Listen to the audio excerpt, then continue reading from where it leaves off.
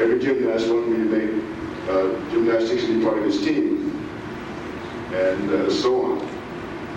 So I'd go back again and say, are you a movie star? I said, no, I'm not.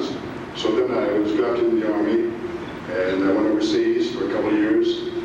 And then I went to see my buddy Tony, who was a buddy of mine in the Army. He lived in LA, and I still didn't have a car. So I was about 20 at the time, almost 20, 21. And so I went down there and took a bus again. So at the age of 20, he said, are you a movie star? Aren't you John Agar? You look something like Tony Curtis. And I said, no, I'm not. So I thought to myself, you know, if everybody thinks I'm a movie star, maybe I should be one. But then I thought, well, I had to be more serious than that in life. So when I got out of the Army, I started working out again. And I won the Mr. Pacific Coast contest in Portland, Oregon, after I'd been out of the Army for about 2 months. And then about 3 months later, in the middle of, March of 47, I won the Mr. Pacific Coast. Then I went to Chicago in 1947 in June and won the Mr. America contest. And when I got back to my hotel, there was a note in my mailbox there saying, I saw you on the stage, I think you have possibilities. I'm an agent in New York. If you're interested, give me a call. You go to acting school here. I'll get you little skits over the weekend to help supplement your salary. And give me a call if you're interested. So I thought about it for a while. And I gave a call and went to New York. But before that, when I got out of the Army, I didn't think about being an actor. Even people thought, well, you must be one, you look like one. So I wanted to do something serious. So I went to California Chiropractic College.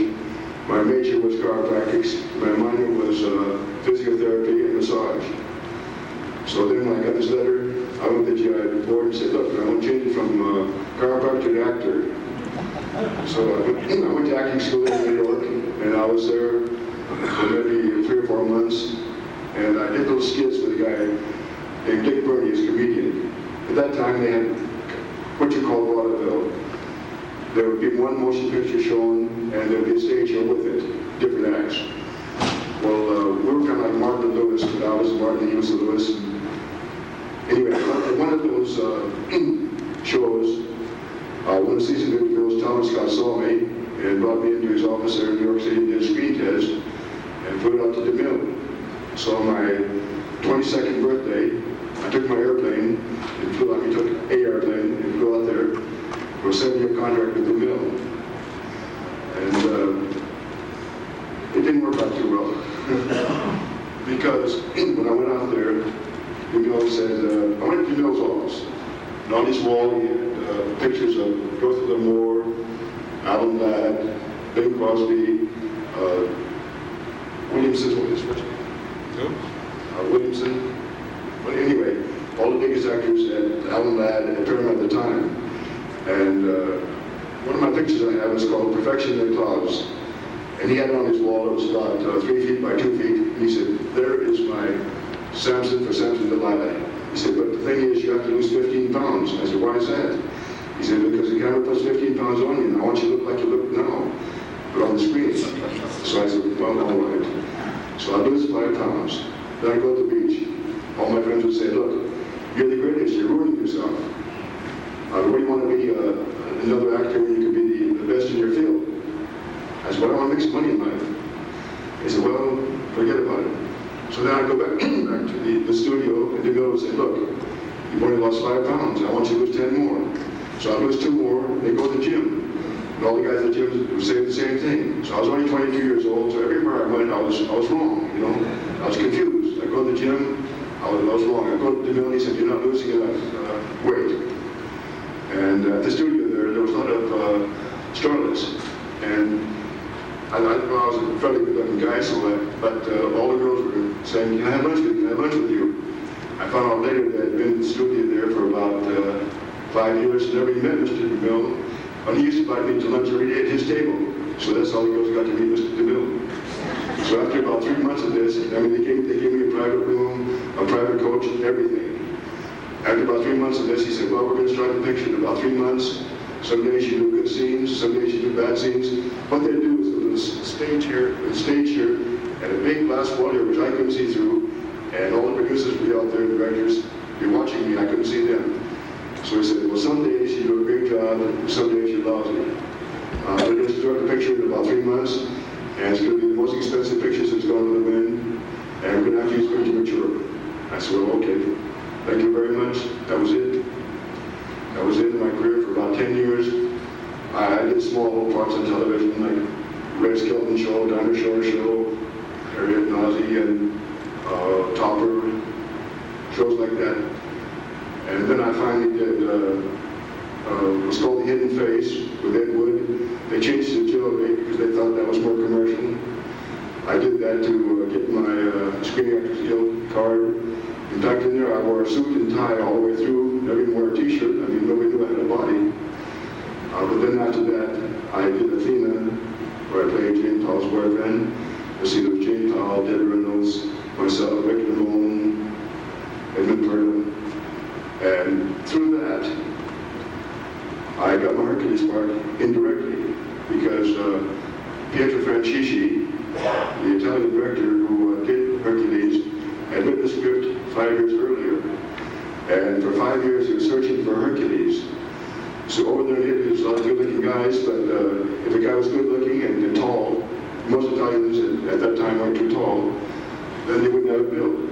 And if they were good-looking at a build, they wouldn't be tall, or whatever. So he couldn't find anybody for 5 years. So then one day his daughter went to the movies and saw me in Athena. And she said, Dad, I think I found you Hercules. So he went to the screen of the picture, and he saw me, and he pictured me with a beard. He said, yeah, I think so. So he sent me a letter with a message saying, I'd like you for my Hercules. But at the time, I was working for American House Studios, and they promised me that I would promise not to be in show business anymore. So I said, okay. So I just ignored this because I was making real good salary, had an easy job. I was public relations. All I had to do is, if they open, like people say, if they open a new fitness center in Knoxville here, I just come to Knoxville, take a picture of the mayor and Miss Knoxville cutting a ribbon in front of the fitness studio. That was being my job. And for another week or two, I'd do nothing and get paid my pretty good salary at that time.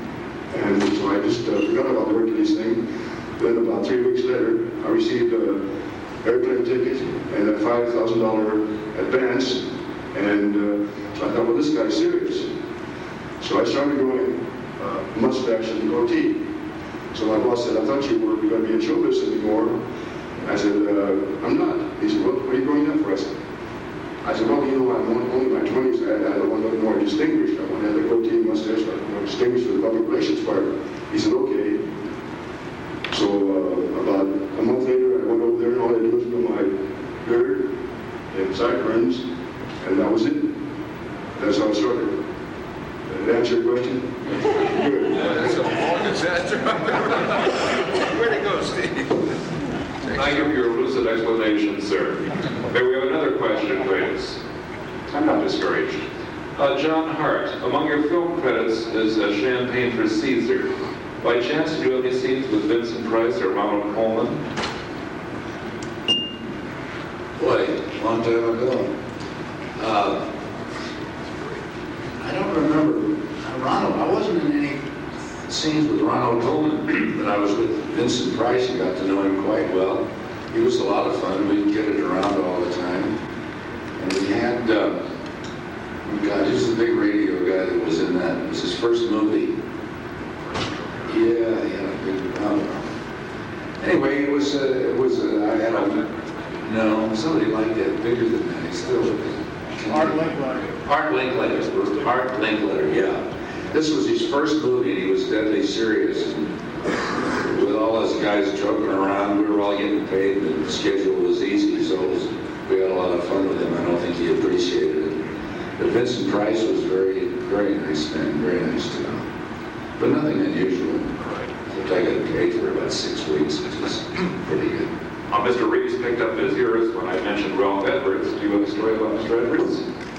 Yes, I was on the Ralph Edwards show for one season. That's as long as the show lasted. It was about 9 o'clock in the morning out of LA. And I wore a t-shirt and a tight pair of Levi's on the show every day. Well, anyway, so one day in the dressing room, I was getting made up, I was getting made up there, and he said, you know, I'm not feeling too good, not feeling too good. At the last minute moment, he said, you know, he said, I might have to have you take over for me. And I said, well, okay. And this was April Fool's Day, by the way. I said, well, okay. And so he was on the set there, and a commercial, he said, take over for me, I'm not feeling good. And he instructed all the cast, the singer, the comedian, everybody not to cooperate with me. So I tried to be like him, and I said, Carol Richards, would you give us a song? And she said, no, I don't feel like singing today. And I'd say, Richard, how about a few jokes? He said, and all other jokes. I didn't know what to do, you know. I only said, would you take over? I said, oh, sure. But when I had to, oh my gosh, what's happening here? And nobody cooperated with me, but he told the studio audience beforehand that he's going to do this to me for them to watch my reaction. And finally he said April Fool came back on, so everything was okay. Fine. Mr. Scott? Yeah. You have a perennial look of amusement on your face. Could you share some of the amusement? I don't really know what I'm doing here. I see all these people out here. It looks like an oil painting. Sir, a little Christian charity, if you please. No. Well, I'm before the cameras again. That's what I'm going to do. So what, I don't know. I really like coming down to places like this. You know, the hospitality is so great. Richard Smith and Chuck, they're all, you know, it's very nice. And the people that come in too are great. You know, you meet them and they say how much they enjoyed your films when they were little kids. Don't like that too much. But no, the ambiance of the place is great. And I have a marvelous time here, frankly. The food's good, and the wages don't pay much, but what the hell, money isn't everything. Actually, my line of thought was, you've had such an interesting career. I'm sure amusing things that happened on the set, and I was wondering if you care to share some of these things with us. No, as a matter of fact, nothing. Yes, ma'am. Do they have children? And are any of the children in film? Is this for all three of our macho guests? Do you have any children, or are any of the children in show business? I have 5 children, and none of them are in show business. They're all very successful and happy doing what they're doing. I have one nice daughter, and she's a nurse, not in show business. No, I don't have any children. May we have another question, if you please? They are an oil painting. Yes,